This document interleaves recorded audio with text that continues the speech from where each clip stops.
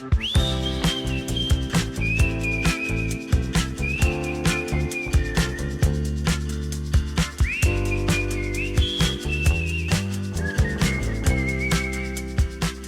to The Great Exchange, a podcast about examining the lies that we believe and exchanging them for God's truth. I'm your host, Brady, and joining me today is our guest, Dr. Evin Lackore. Hey, Brady, how's it going? Good. How are you doing today, Evin? I'm doing pretty good. So good. I'm glad that we're on a first-name basis. So you Yep. and I go way back. I was the house dad of your Christian fraternity because I needed a free place to live, and it was great. Yep. So yeah, we had some good times back at Westland, so yes. lots I of fun. remember my first night there. Chris Sander lit his arm on fire just for the fun of it.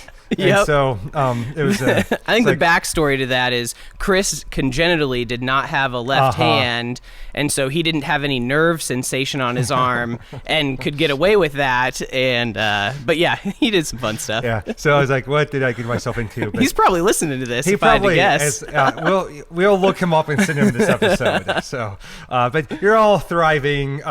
No, not probably because of my influence, but despite of it. But it was some good times. So yep. So now you are a pediatrician. Yeah. And so you love kids. You take care of kids on a daily basis. You have a heart for kids and great bedside manner, and God called you to this as a profession and ministry, and so we are excited to engage with you today. Yeah. Well, thanks for inviting me. Absolutely. Today we are talking about a hot topic, gender-affirming care. Yeah. And so we see this, and it's a hot button issue in culture and politics, and we see outrage on about every side, as we do with so many issues these days.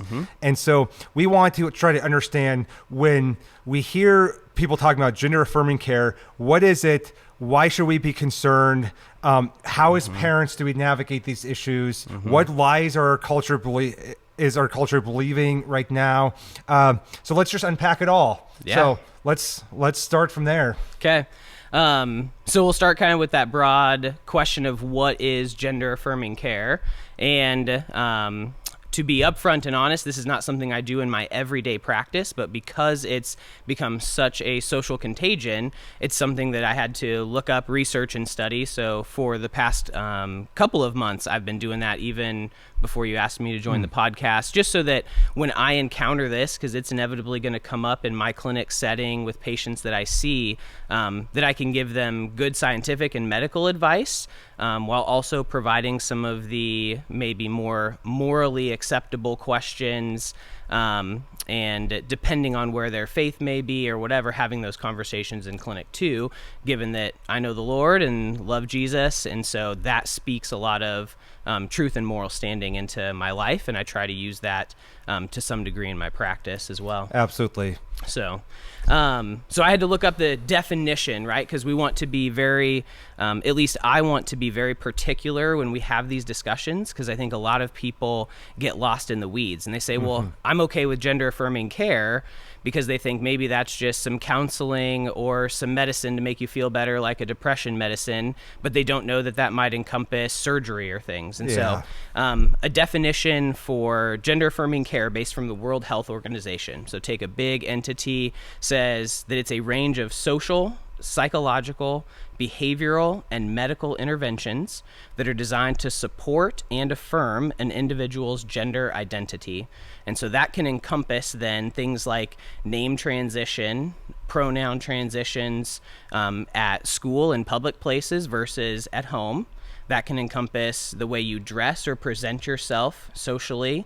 It also addresses your emotional changes. So if people feel more feminine or masculine and associate with that emotional kind of bend that we see in society.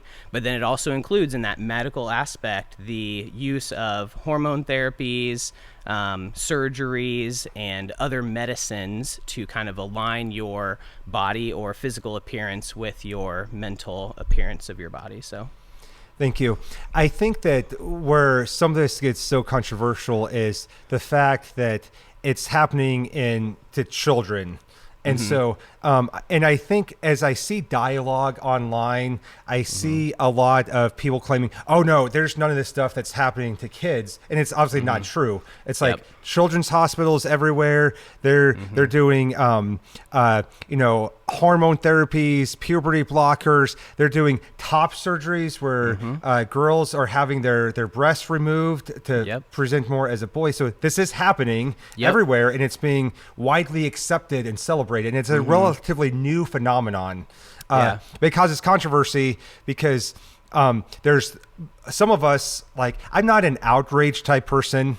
And I try on this podcast, like, I don't want to be the outrage of the day, but I get kind of worked up about some of this because I believe it's affecting children negatively. And they're letting young kids make decisions that are life altering when they don't have the maturity to have a grip on reality. Yeah. So how do you process that with, should we process that with families of, I keep seeing like these 4-year-olds who say, "Oh, I'm a boy, but I feel like I'm supposed to be a girl," and so our society runs with that and says, "Well, then they need gender affirming care to help them be a girl."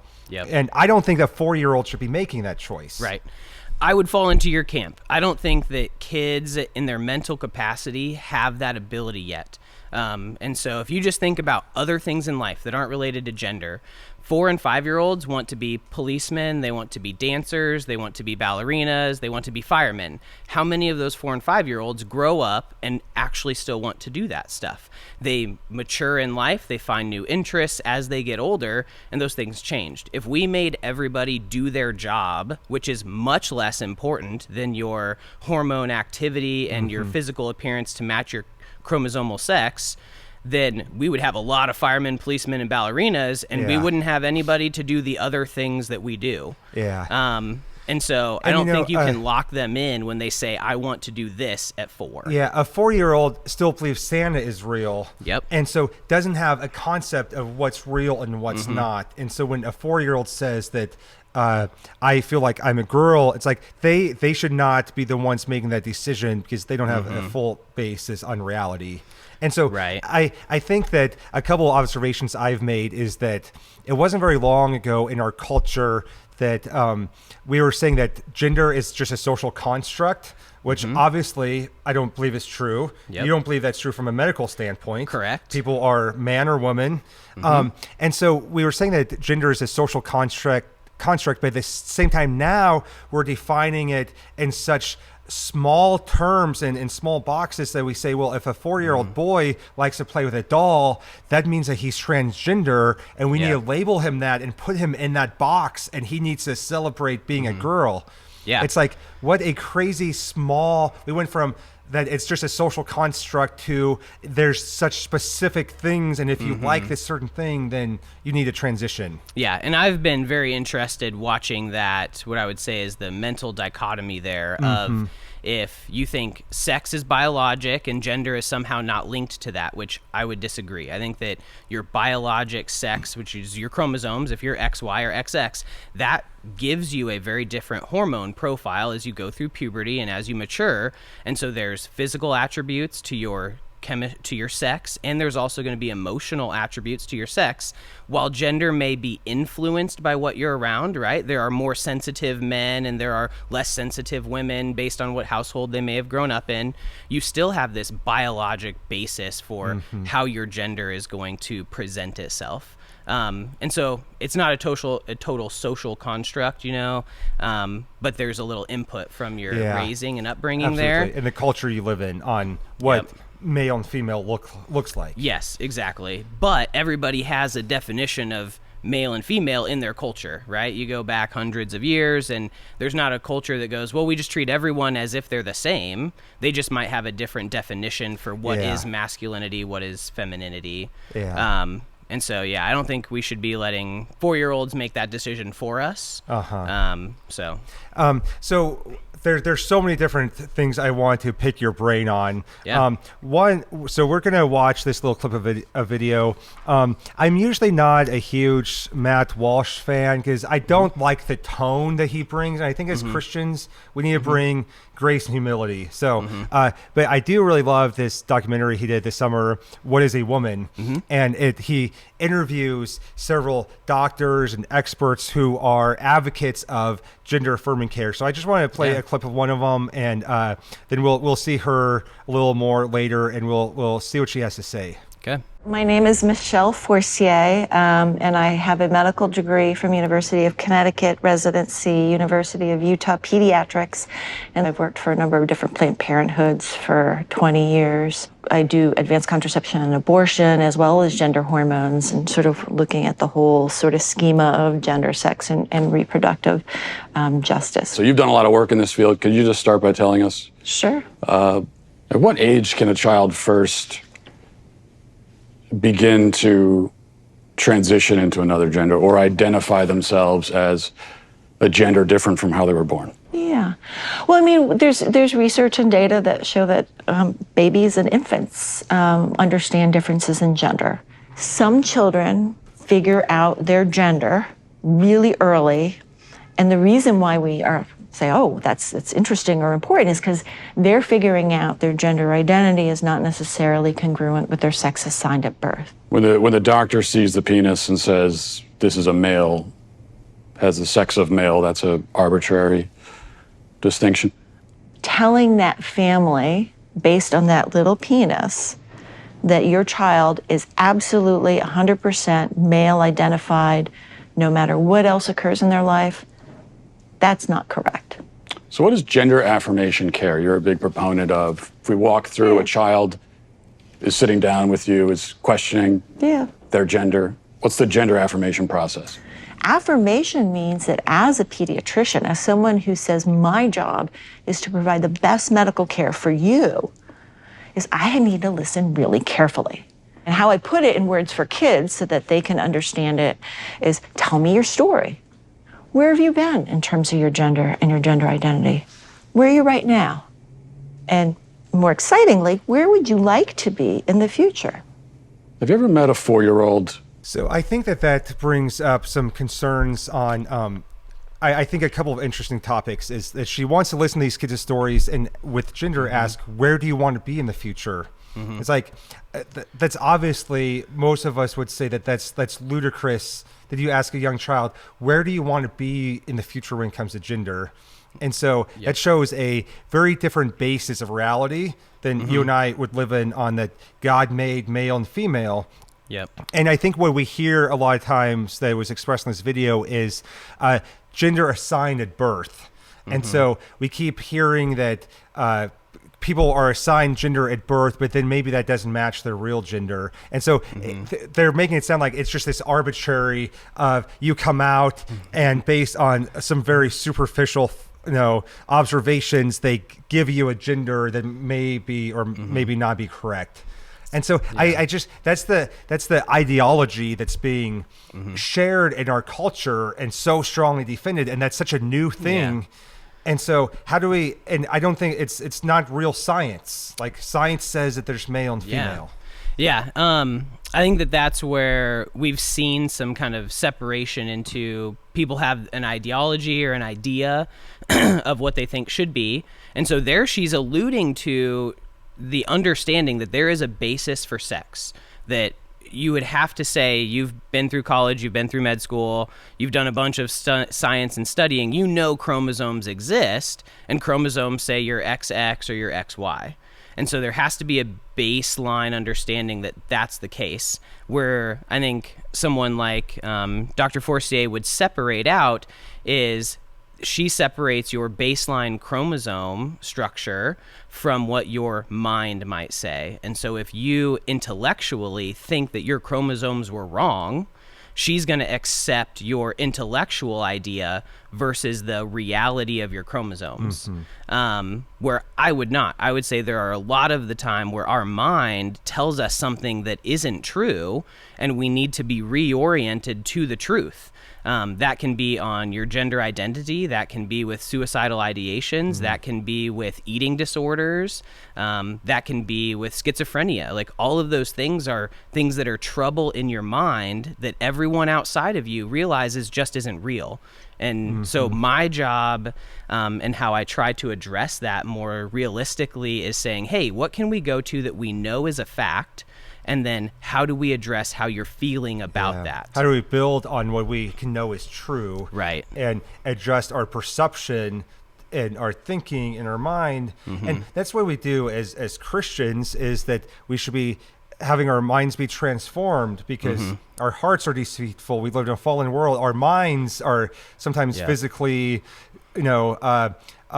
just confused. And so we need to understand that there's a basis of truth, and then we build off. So I really like that. Yeah. And we should be doing that from a medical standpoint of understanding medically what is true.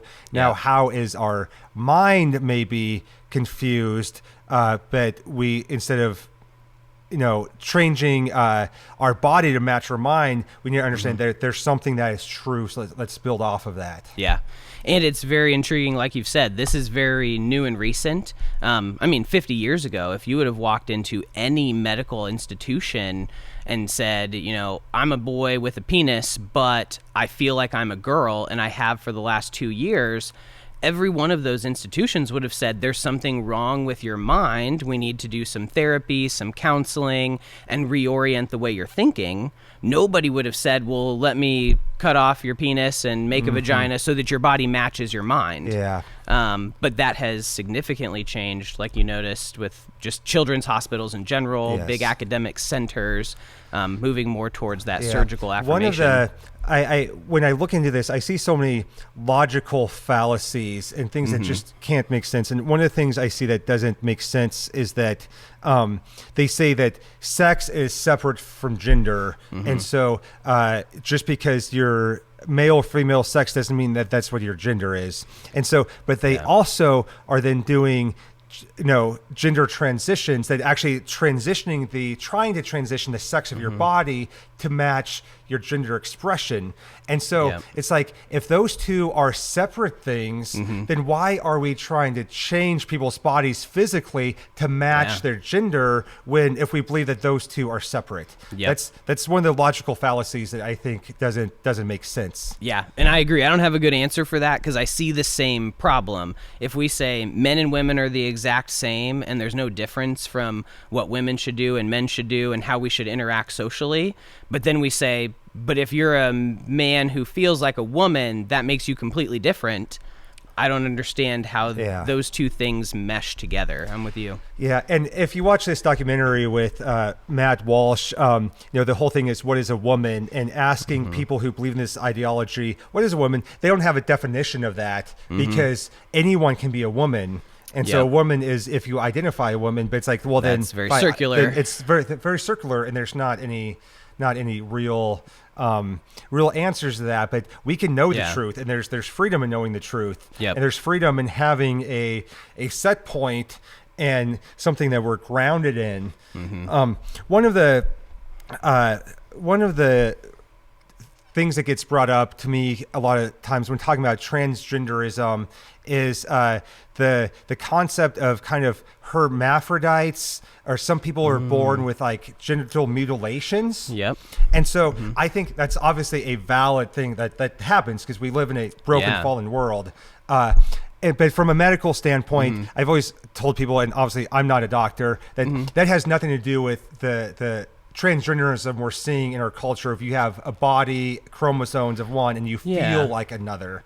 And so I think that I see people using that as an excuse for all transgenderism. It's like, well, some people are born with both parts, and obviously when that happens, you have to make some medical decisions to deal with that. But I think, if I'm right, in those cases, you can still figure out what they're supposed to be. I mean, you look at their chromosomes, and so it's not that they have a male body and it was supposed to be a female body. They have a male body that has some Deformations. Deformation. There you go. Yeah. So there are definitely conditions that make it difficult at times to assign a sex at birth. There are times where infants are born, and you might have to say, well, I'm not sure what your sex is yet. We need to run some tests, like run your chromosomes. There are also times where you might be XY, so you would be male, but if you have a SRY gene, receptor deformity, where you can't respond to what the Y chromosome is doing, you will still come out and look fully female because that male chromosome didn't get to interact. And so but those are rare medical malformations.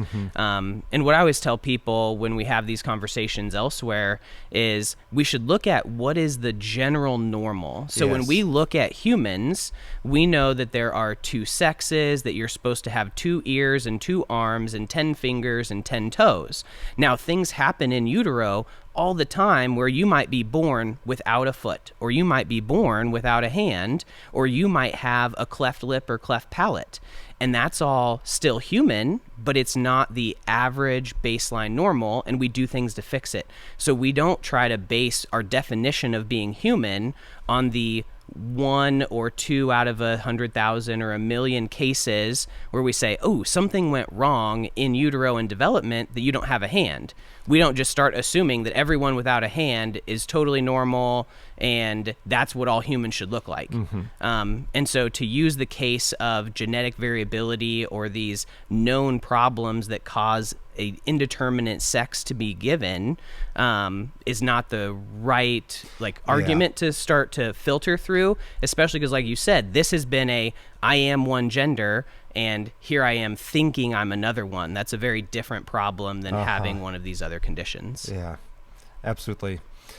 One of the things that I see is that, and this is just a cultural issue right now, where they say we need to support transgendered individuals because otherwise they're at high risk of suicide. And that is to me used as a pretty kind of unfair argument of, well, if you don't affirm me in this way, then they're at high risk of suicide. And I think that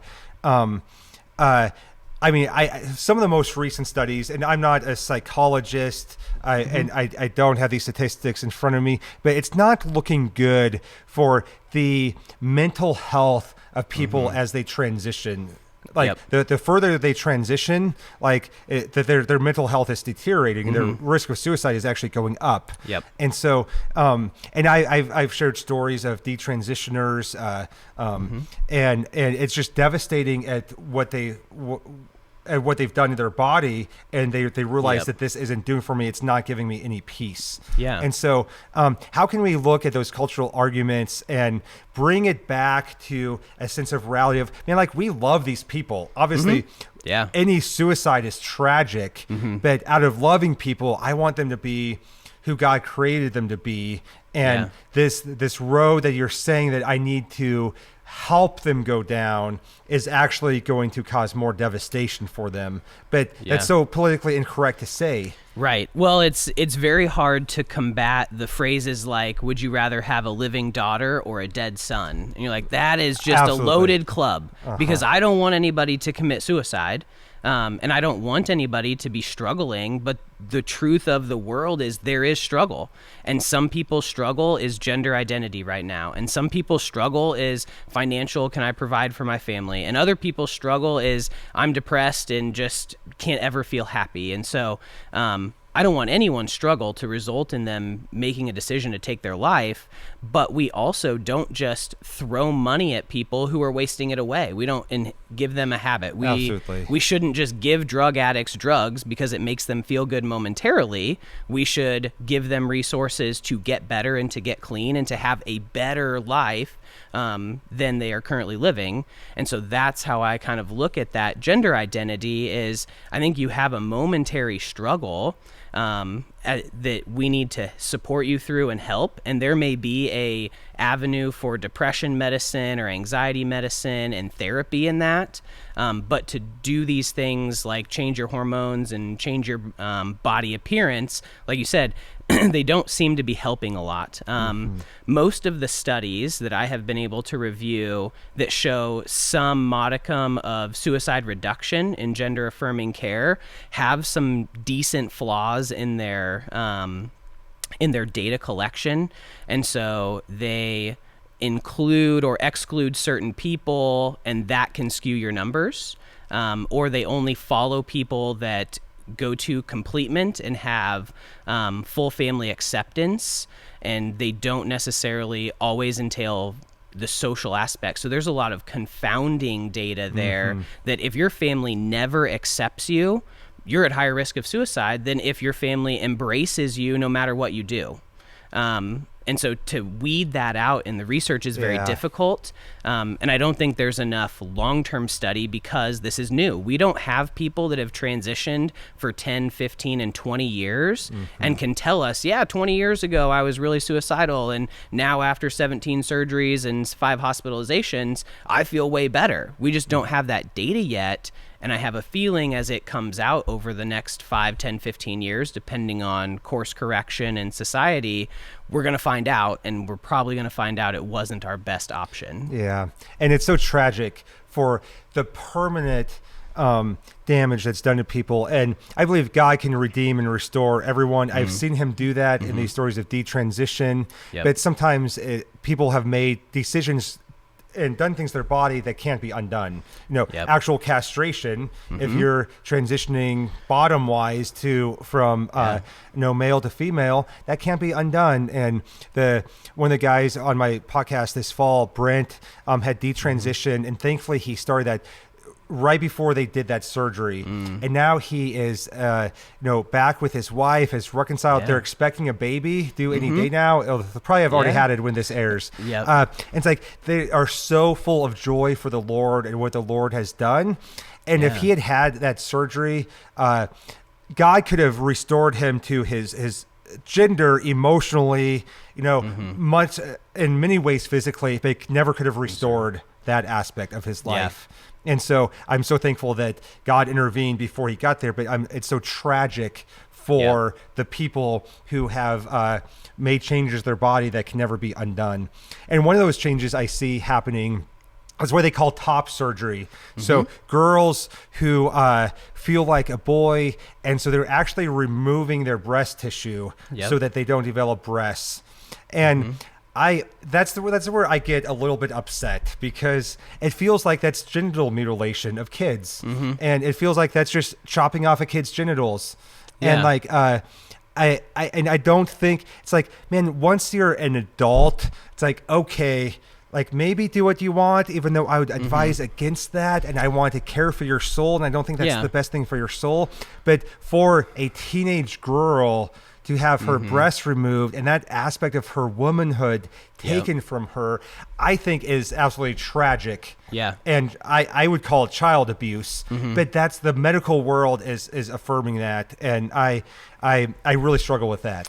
Yeah, no, I struggle with that too, because as a physician, I'm a member of many different communities and boards and things like that. And so there's a modicum of this is just how we're going to do things, and the voice that wants to say, wait, maybe we should think about this, gets suppressed quite a bit. And so I don't do a lot of social media posting on things like this, and just leave it for when I'm talking with patients who may be struggling and saying, here's the options, here's what you're hearing about, but here might be some of the things you don't hear about, side effects, future repercussions of things like that.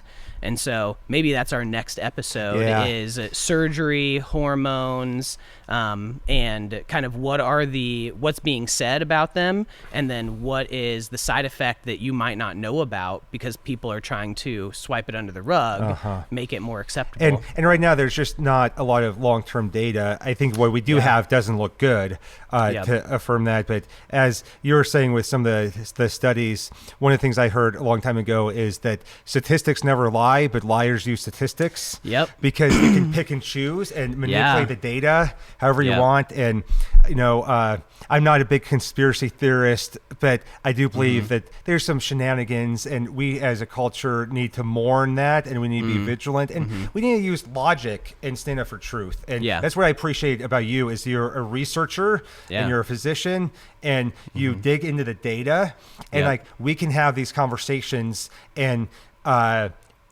circle it back to logic and truth. Like what is the truth of our bodies, and what's the actual science tell us? And so I really appreciate that about you. Anything else you have to add about gender affirming care from the standpoint of a pediatrician? We're going to be back next episode to talk more about puberty blockers and some of the medical interventions. But when it comes to this big topic of gender affirming care, anything else to add? I think my big takeaway is something just for parents who are listening, of young children, of kids who may be going through this, but really those young kids in their formative years, when you're 1, 2, 4, 5, kind of, you're forming your worldview and your outlook on life. I am often giving parents the permission to be good parents.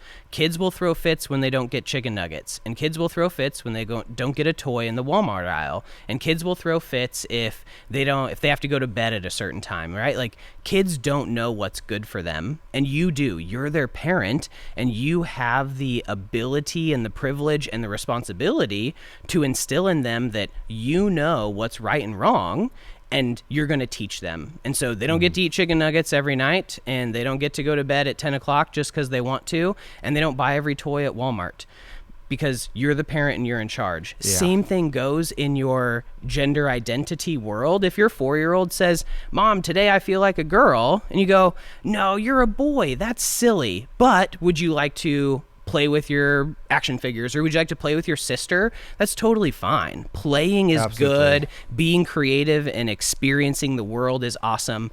But just because your kid says, "I think I'm a dinosaur today," doesn't mean you need to fossilize them and dig them up in 20 years, right? Absolutely. Absolutely. I think that shows some of the lunacy of where our culture's at. And one of the things I talk about with sexuality is that we're at a place in culture where we find that we think that the foundation of our humanity is expressing whatever we're feeling. And in fact, the foundation of our humanity should be the fact that we're made in God's image. And it comes from outside of us and not from within us. And so what's within us needs to be reshaped, and it needs to be formed, and it needs to be transformed. And so I love that word to parents on that. Your child needs to be shaped and formed, and they don't know the truth. They don't know reality. And so you need to raise them in a sense of right and wrong and reality. And their humanity doesn't come from, being a dinosaur or whatever they're feeling that day. Exactly. So awesome. Well, I think that's a great word to end it. Thank you so much for joining us. And thank you so much, everyone, for listening to the Great Exchange. We pray that as you go throughout your week, you can examine the lies that you believe and exchange them for God's truth, and it will radically change your life. Thank you for joining us, and please join us once again.